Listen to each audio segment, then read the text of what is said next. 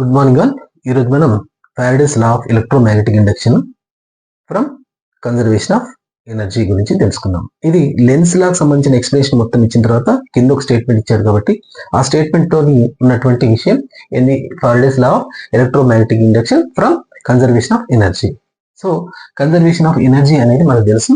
Energy neither created not destroyed. Energy can be transferred from one form to another form అని చదువుకున్నాం. So దీంట్లో కూడా మరి conservation of energy వల్ల మనకు ఎలక్ట్రోమాగ్నెటిక్ ఇండక్షన్ అనేది ఏర్పడుతుంది అని చెప్పేసి ఫారడే గుర్తించాడు.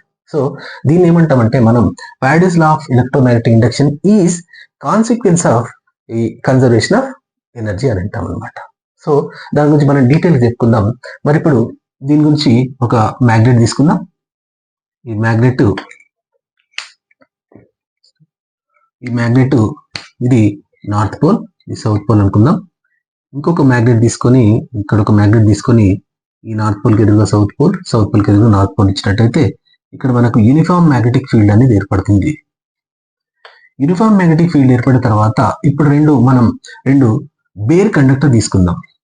రెండు బేర్ కండక్టర్ తీసుకొని ఈ మ్యాగ్నెటిక్ ఫీల్డ్ లోపల బేర్ కండక్టర్స్ ను ప్యారలల్ గా ఉంచుదాం. ఈ రెండింటి మధ్యన కొంత డిస్టెన్స్ ఎల్ అనుకుందాం. Let us say L distance లో ఈ రెండు బేర్ కండక్టర్స్ ను ఈ మ్యాగ్నెటిక్ ఫీల్డ్ లో ఉంచుదాం. అంటే మ్యాగ్నెటిక్ ఫీల్డ్ లో ఉంచినప్పుడు ఈ రెండు కూడా ప్యారలల్ గా ఉండేలా చూద్దాం. రైట్, ఈ రకమైన సెటప్ తీసుకున్నాం. తర్వాత ఈ రెండు బేర్ కండక్టర్స్ కు ఇంకొక క్రాస్ వైర్, అంటే ఇప్పుడు బేర్ కండక్టర్స్ అన్నాం.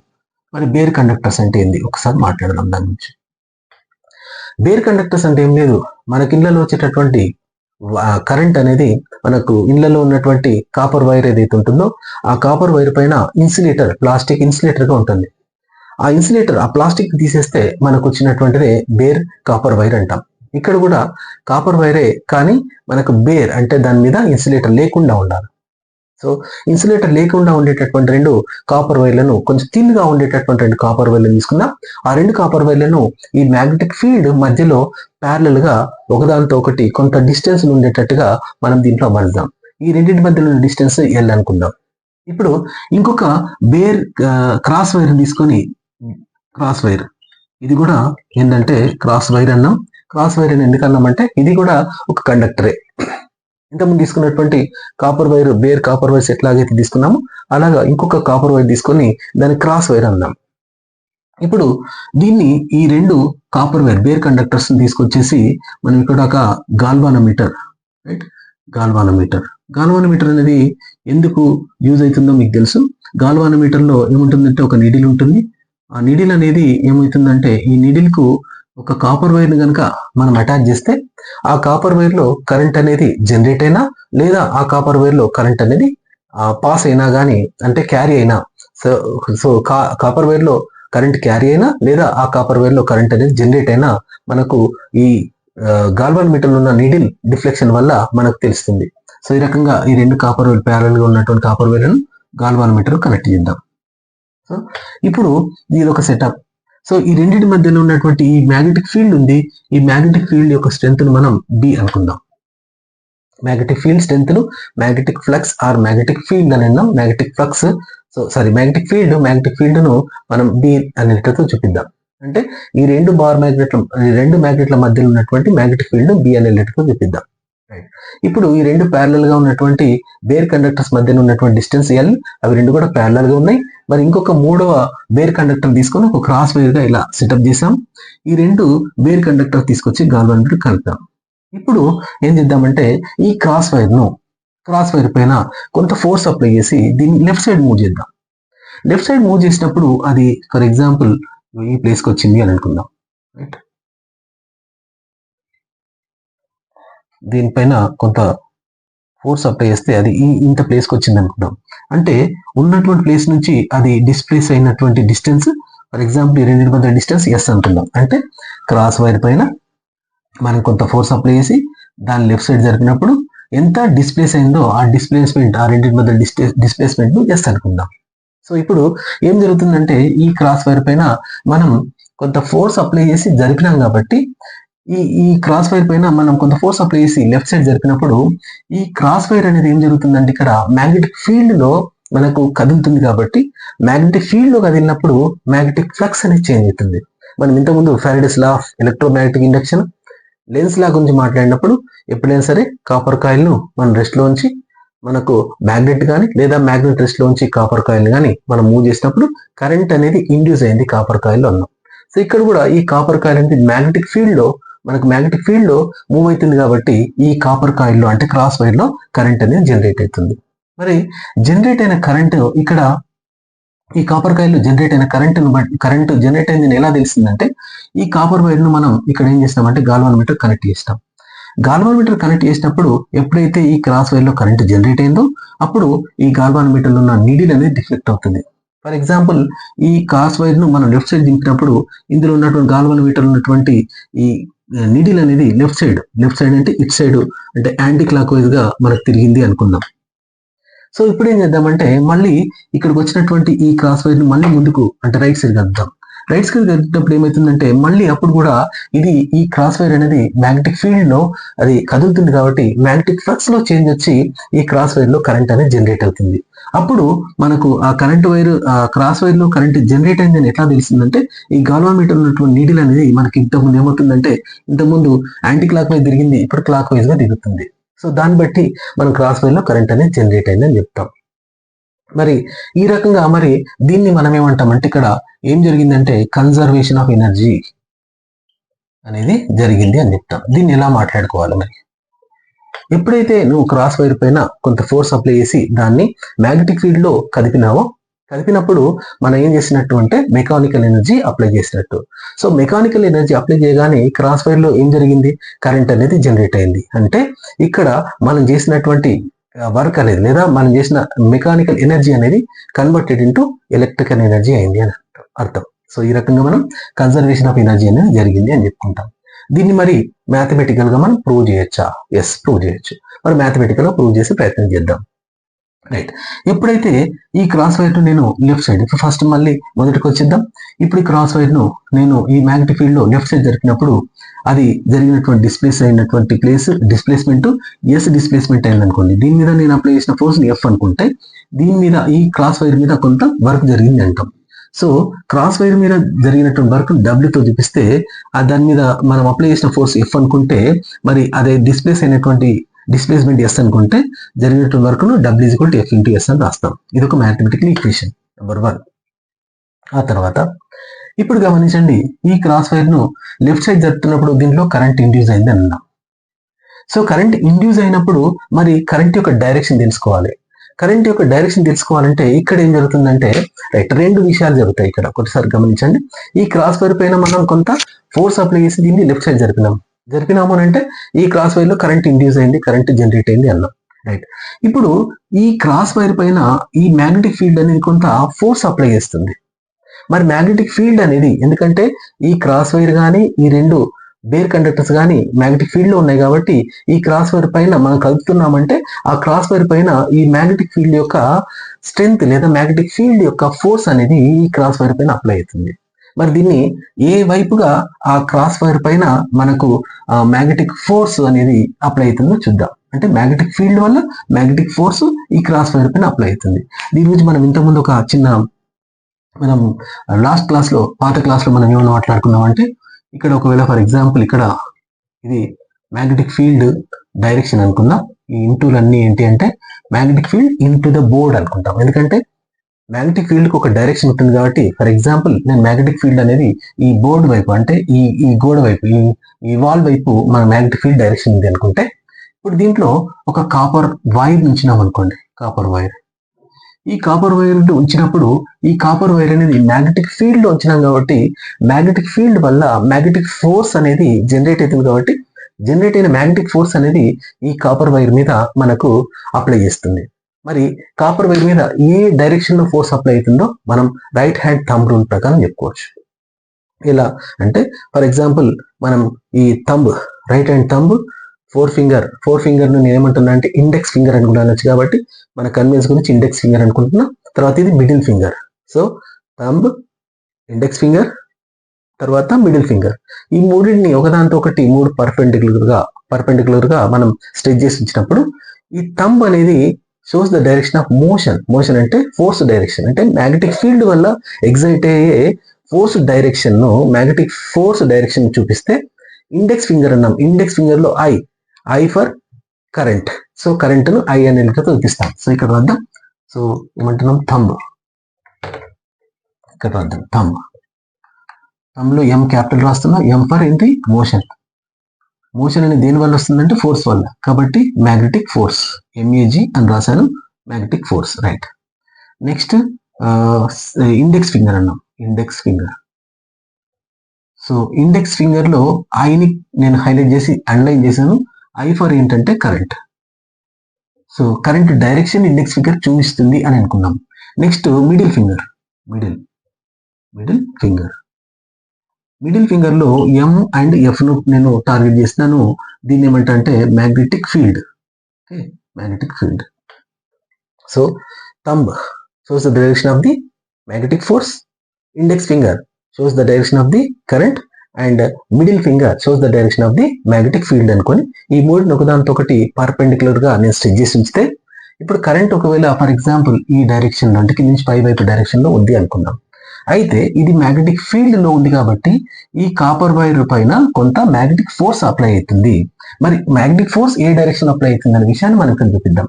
సో ఇది magnetic field direction, middle finger కాబట్టి ఈ మ్యాగ్నెటిక్ ఫీల్డ్ డైరెక్షన్ లో ఉంచేసి, ఈ మ్యాగ్నెటిక్ ఫీల్డ్ డైరెక్షన్ నుంచి కరెంట్ డైరెక్షన్ పై వైపు ఉంది కాబట్టి ఈ ఇండెక్స్ ఫింగర్ నేను పై వైపు జాపిన తర్వాత ఆటోమేటిక్ గా ఈ మూడు పర్పెండిక్యులర్ గా ఉండాలి కాబట్టి తమ్మును ఖచ్చితంగా ఇటువైపు నేను దీన్ని స్ట్రెచ్ చేయాల్సి ఉంటుంది. కాబట్టి గమనించండి, ఇది మ్యాగ్నెటిక్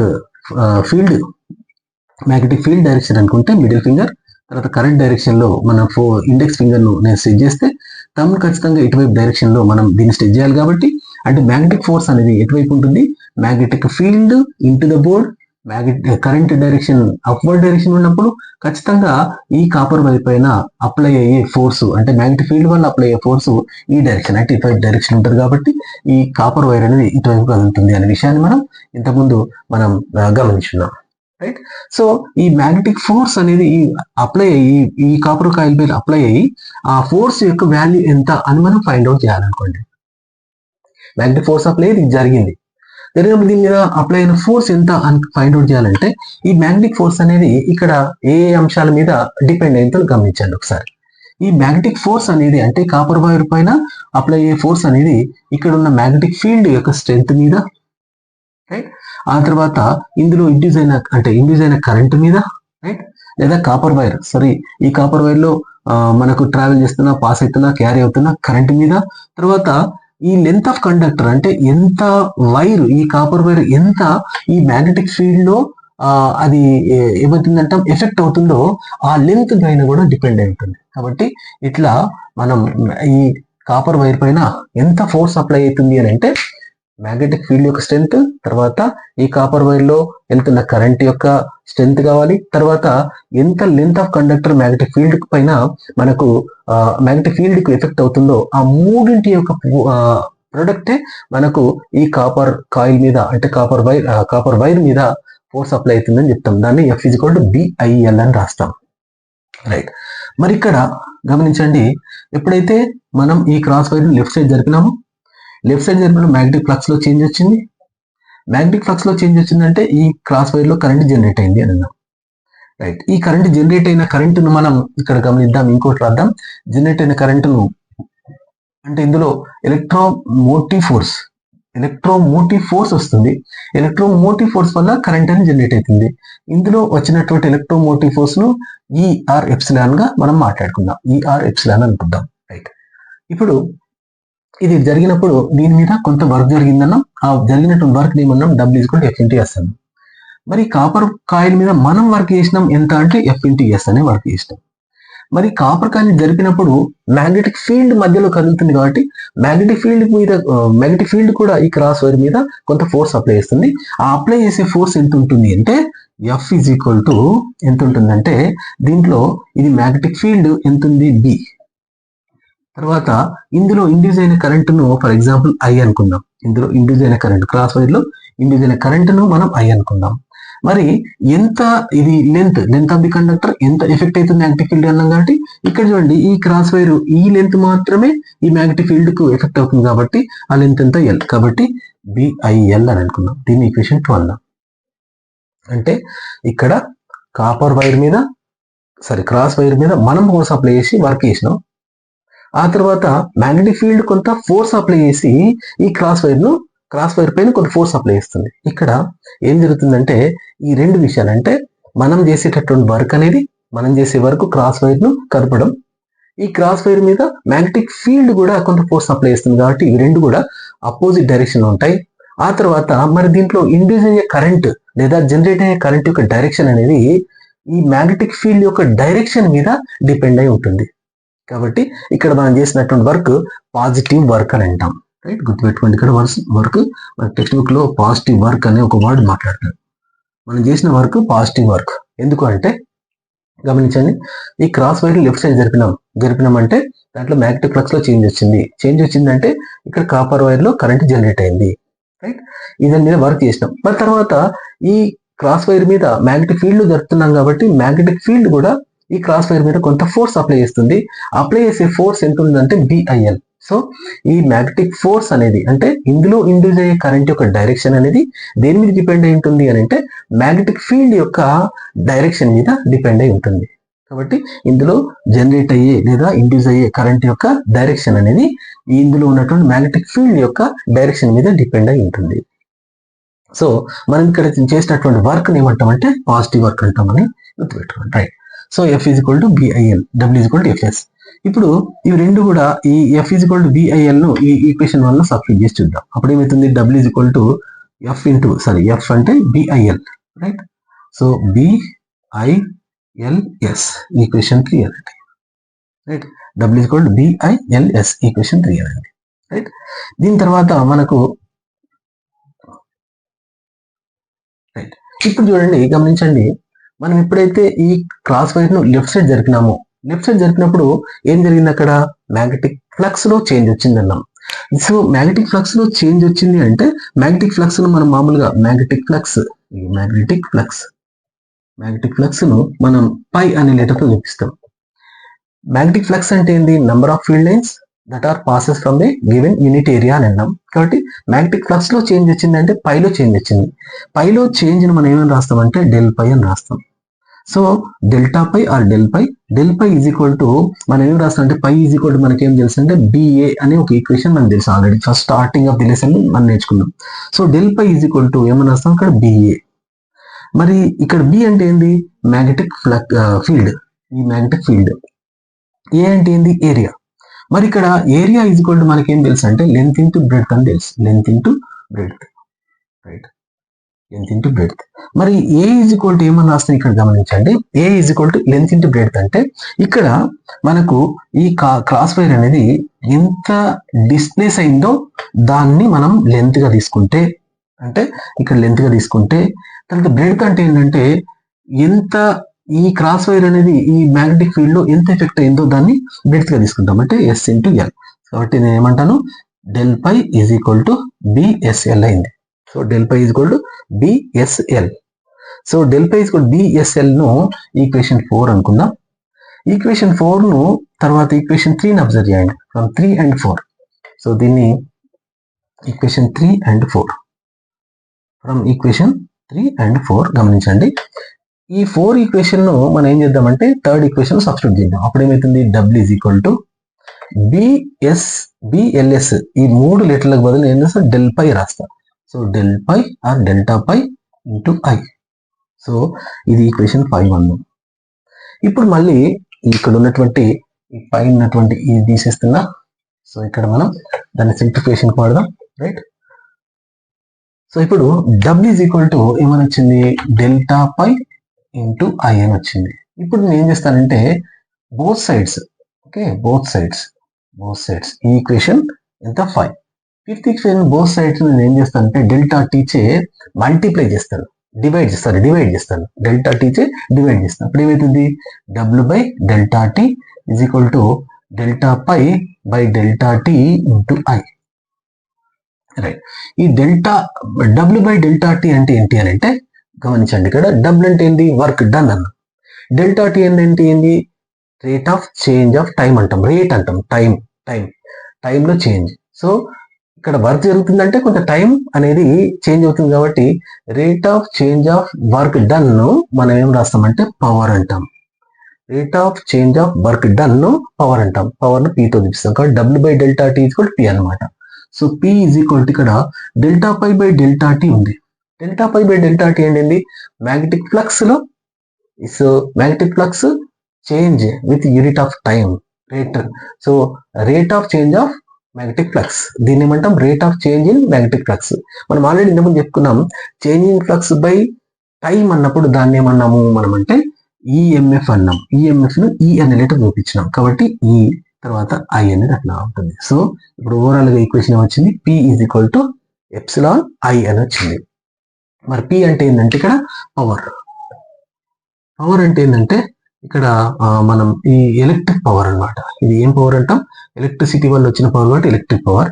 ఈ అంటే ఏంటంటే ఈఎంఎఫ్. ఈఎంఎఫ్ అంటే ఎలక్ట్రోమోటివ్ ఫోర్స్. ఐ అంటే ఏంటి, కరెంట్. కాబట్టి ఇక్కడ జనరేట్ అయ్యే ఎలక్ట్రిక్ పవర్ అనేది దేని మీద మనకు ఈక్వల్ గా ఉంటుందంటే ఇందులో ఇండ్యూస్ అయిన ఈఎంఎఫ్ అండ్ ఇందులో జనరేట్ అయిన కరెంట్ యొక్క ప్రొడక్ట్ కు ఈ ఎలక్ట్రిక్ పవర్ అనేది మనకు ఏం జరుగుతుందంటే ఈక్వల్ అవుతుంది అని చెప్తాం. కాబట్టి ఇక్కడ ఎలక్ట్రిక్ పవర్ మరి ఎలా వచ్చింది అని అంటే మనకు దీంట్లో మ్యాగ్నెటిక్ ఫ్లక్స్ లో చేంజ్ రావడం వల్ల. సో మ్యాగ్నెటిక్ ఫ్లక్స్ లో చేంజ్ రావడం వల్ల, మ్యాగ్నెటిక్ ఫ్లక్స్ చేంజ్ కావడం అంటే మనం ఏం చేసినాం, కొంత మెకానికల్ ఎనర్జీ చేసినాం, మెకానికల్ ఎనర్జీ అప్లై చేసినాం. మరి అప్లై చేసిన మెకానికల్ ఎనర్జీ ఏమైంది, కరెంట్ ఇండ్యూస్ కావడానికి యూజ్ అయింది. కాబట్టి ఇక్కడ mechanical energy converted into electrical energy జరిగింది అని అంటాం. కాబట్టి ఈ రకంగా మనం P is equal to EI అంటే కన్జర్వేషన్ ఆఫ్ ఎనర్జీ జరిగింది అని అంటాం. కాబట్టి mechanical energy converted into electrical energy కాబట్టి దాన్ని అంటే ఎలక్ట్రికల్ ఎనర్జీ కాబట్టి దాన్నే మనం కన్జర్వేషన్ ఆఫ్ ఎనర్జీ అంటున్నాం. ఈ కన్జర్వేషన్ ఆఫ్ ఎనర్జీ వల్ల మనకు ఇందులో ఏం జరిగిందంటే ఈ క్రాస్ వైర్ లోపల మనకు కరెంట్ అనేది జనరేట్ అయింది. సో ఈ రకంగా మనం Faraday's law of electromagnetic injection is from or is a consequence of conservation of energy అంటాము. రైట్, ఇక్కడ మనం P is equal to epsilon into I ఉంది. ఈ ఎప్సిలాన్ అంటే ఏంటి, ఈఎంఎఫ్ అన్నాం. ఎప్సిలాన్ ఈఎంఎఫ్ అంటే electromotive force.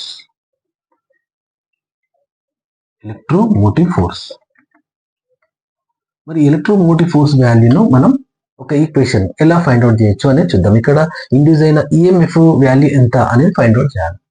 EMF value find out చేయడానికి P is equal to epsilon I అని ఉంది. సో దీంట్లో ఫస్ట్ ఈక్వేషన్ 1 తీసుకుందాం. ఈక్వేషన్ 1 ఇంప్లైస్ ఏమనుంది, W is equal to FS. So దీన్ని నేను ఏం చేస్తానంటే W బై డెల్టా టీతో మనం డివైడ్ చేద్దాం. అంటే equation 1 divided by delta t. So ఏమవుతుంది, W by delta tea is equal to FS by delta tea is equal to F into నేను ఏమని రాస్తానంటే S into F into S by delta t రాసిన. ఇక్కడ observe చేయండి, S by delta tea అంటే S అంటే ఏమన్నాం, ఇంతకుముందు మనం ఎస్ అంటే డిస్ప్లేస్మెంట్ అన్నాం. డిస్ప్లేస్మెంట్, ఒక్కసారి వీడియోను పాజ్ చేసి బ్యాక్ వెళ్ళి చూడండి. ఎస్ అంటే డిస్ప్లేస్మెంట్ అన్నాం. డెల్టా టీ అంటే ఏంటి, time, change in time. Okay, change in time. Right, ఇక్కడ displacement by change in time అంటే అర్థం ఏంటి, ఇక్కడ displacement by time. Displacement by time అంటే ఏంటి, వెలాసిటీకి ఈక్వేషన్. కాబట్టి వెలాసిటీ అంటే which is equal to W by delta tea is equal to F into S by delta టీని నేను ఏమని రాస్తానంటే ఇక్కడ V అని రాస్తాను. ఎందుకంటే V is equal to S by delta T అయింది కాబట్టి. So W by delta tea is equal to F into V అయింది కాబట్టి W బై డెల్టా టీని మనం ఏమన్నా అనుకుందాం చూడండి. W అంటే ఏంటి, వర్క్ డన్. డెల్టా టీ ఏంటి, time. So W by delta tea అంటే work done in rate of change of work done అన్నాం. కాబట్టి దీన్ని పవర్ గా రాస్తాం. Power P is equal to F into V. Right, P is equal to F into V వచ్చినప్పుడు మరి F బదులు ఏం రాస్తాం అంటే ఈక్వేషన్ 2. సిన్స్ ఈక్వేషన్ 2 ప్రకారంగా ఏమన్నా రాస్తాం, P is equal to F బదులు ఏం రాయాలి, BIL into V since from equation 2. So equation 2 right. So ఇప్పుడు P is equal to BILV వచ్చింది. P is equal to BILV. So దీంట్లో మరి P ఈజ్ ఈక్వల్ టు మన ఈక్వేషన్ 6 ప్రకారం ఏమని తెలుసు, P is equal to epsilon I. So epsilon I is equal to BILV. So since equation number 6. So ఇప్పుడు I cancel చేస్తే epsilon is equal to BLV. So ఇది మనకు ఈ అంటే ఇక్కడ ఎప్సిలాన్, ఎప్సిలాన్ అంటే ఈఎంఎఫ్, ఈఎంఎఫ్ అంటే ఇక్కడ రాశాను ఎలక్ట్రోమోటివ్ ఫోర్స్. కాబట్టి ఈ రకంగా మనం ఇందులో ఇండ్యూస్ అయిన ఎలక్ట్రోమోటివ్ ఫోర్స్ ను మనం వాల్యూ ఫైండ్ అవుట్ చేయొచ్చు. ఈ రకంగా మనం ఏం చెప్తున్నామంటే ఇక్కడ Faraday's law of electromagnetic induction లో is from conservation of energy అంటున్నాం. కాబట్టి మనం చేసిన mechanical energy is converted into electrical energy. కాబట్టి ఎనర్జీ అనేది కన్జర్వ్